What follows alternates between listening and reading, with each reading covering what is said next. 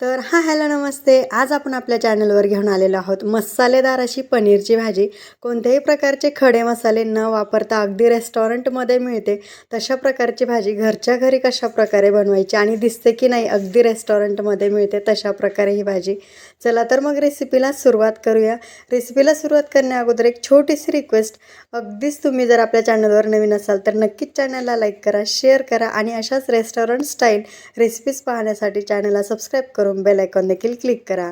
चला तर आपण रेसिपी सुरू करतोय. त्यासाठी मी इथे सुरुवातीला पॅनमध्ये तेल घेतलेलं आहे. अशा प्रकारे मोठ्या आकारामध्ये 200 ते 250 ग्रॅम मी इथे पनीर घेतलेलं आहे. अशा प्रकारे कट करून घ्यायचं आहे. तुम्ही तुमच्या आवडीनुसार याचे क्यूब छोटे मोठे कट करून घेऊ शकता आणि आपण हे सुरुवातीला छान असं परतवून घेऊया. अगदीच तुम्ही खड्या मसाल्याचा फ्लेवर दिला तरीही चालेल, पण मी जसं सुरुवातीला सांगितलं आपण इथे रेसिपीमध्ये कुठेही खडा मसाला वापरणार नाहीत, तरी देखील अगदी छान अशी आपली रेस्टॉरंटमध्ये मिळते आणि कमीत कमी साहित्यामध्ये अगदी छान भाजी बनवणार आहोत.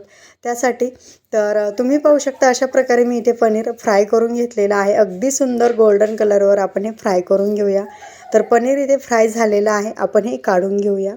कमीत कमी साहित्यामध्ये आणि घरच्या साहित्यामध्ये आपण ही रेसिपी बनवतो, त्यामुळे रेसिपी अजिबात स्किप करू नका. तर त्यासाठी मी इथे 2 ते 3 अशा मिरच्या घेतलेल्या आहेत. तोच आपण पॅन घेतलेला आहे. 1 गड्डी लसूण, अर्धा इंच अद्रक आणि एक मोठा कांदा बारीक असा कट करून घेतलेला आहे. अगदीच तुम्ही रफली कट करून घेतला तरीही चालेल. अगदी छान आपण हा परतवून घेऊया. तर कांदा परतवून घेताना एक छोटीशी टिप, तर कोणत्याही प्रकारच्या रेस्टॉरंटसारख्या भाज्या जर बनवायच्या असतील तर कांदा इथे डागू वगैरे द्यायचा नाही, म्हणजे त्याला असा काळपट वगैरे डाग पडायला नको. इथपर्यंत सारखा असा मिक्स करत परतवून घ्यायचा. जेवढा आपण कांदा सारखा मिक्स करत परतवून घेतो आणि डाग वगैरे पडू देत नाही, तेवढी आपली ग्रेव्ही दिसायला देखील सुंदर दिसते आणि म्हणजे खायला देखील अगदी टेस्टी अशी लागते. कांदा इथे 70 ते 75% परतला गेलेला आहे. त्यामध्ये एक मोठा टोमॅटो, शक्यतो घेताना लाल बुंद कसा टोमॅटो घ्यायचा, म्हणजे ग्रेव्हीला छान असा कलर येतो आणि टेस्ट देखील येते. मी एक टोमॅटो अशा प्रकारे कट करून घेतलेला आहे आणि मीठ टाकून घ्यायचं, म्हणजे टोमॅटो पटकन हा गळला जातो. सारखा असा मिक्स करत घेऊ. अगदीच तुम्ही खडे मसाले घेऊन जर तुम्हाला पनीरची भाजी बनवायची असेल तर त्याचा देखील व्हिडिओ आपण आपल्या यूट्यूब चॅनलवर अपलोड केलेला आहे, तो देखील नक्की पाहू शकता. पण इथे खडे मसाले सगळेच जण खडे मसाले खातात असं नाही, त्यामुळे मी इथे खडे मसाले न वापरता ही भाजी बनवत आहे. तर आपण इथे टोमॅटो परतवून घेतलेला आहे 2 ते 3 मिनटं. त्यानंतर मी इथे काजू तुकडा घेतलेला आहे, स्वच्छ असा गरम पाण्याने धुवून घेतलेला आहे. अगदीच तुम्ही अख्खे काजू घेणार असाल तर 8 ते 10 अख्खे काजू घेतले तरीही चालतील, किंवा मग ऑप्शन म्हणून तुम्ही अगदीच अर्धी वाटी असे शेंगदाणे रात्रभर भिजून त्याची पेस्ट करून घेतली तरीही चालेल. तर अशा प्रकारे मी इथे काजू तुकडा घेतलेला आहे, छान गरम पाण्यामध्ये धुवून घ्यायचा आहे आणि तो आपण टोमॅटो आणि कांदा परतल्यानंतर इथे टाकणार आहोत.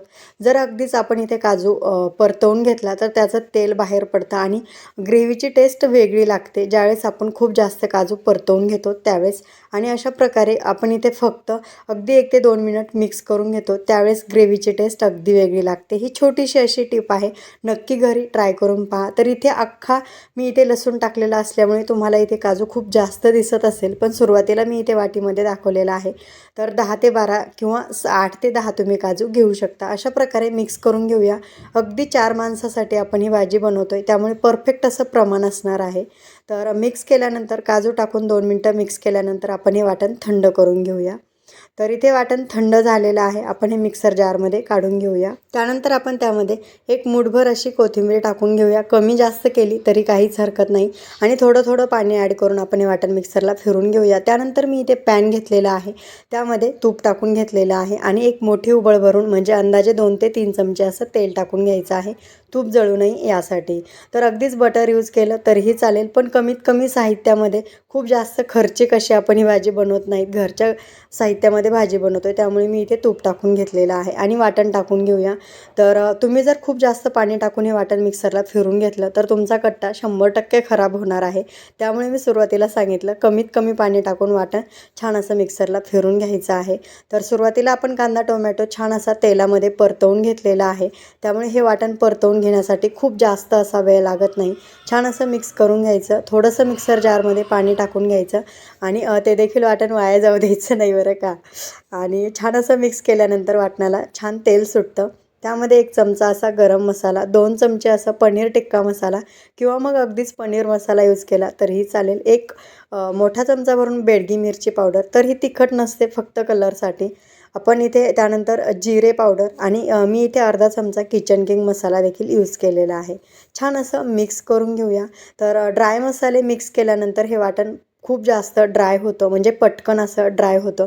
अगदीच तुम्ही हे सगळे गरम मसाले म्हणजे आपण जे घेतलेले पावडर मसाले आहेत ते मसाले सुरुवातीला पाण्यामध्ये थोडेसे अर्धा तास भिजून ठेवले तरीही चालेल. अशा प्रकारे वाटणामध्ये मिक्स करायचं, अगदी छान असा फ्लेवर येतो. तर वाटण इथे छान परतलेलं आहे, तेल सुटलेलं आहे. तुम्ही पाहू शकता वाटण इथे कुठेही पॅनला चिकटत नाही.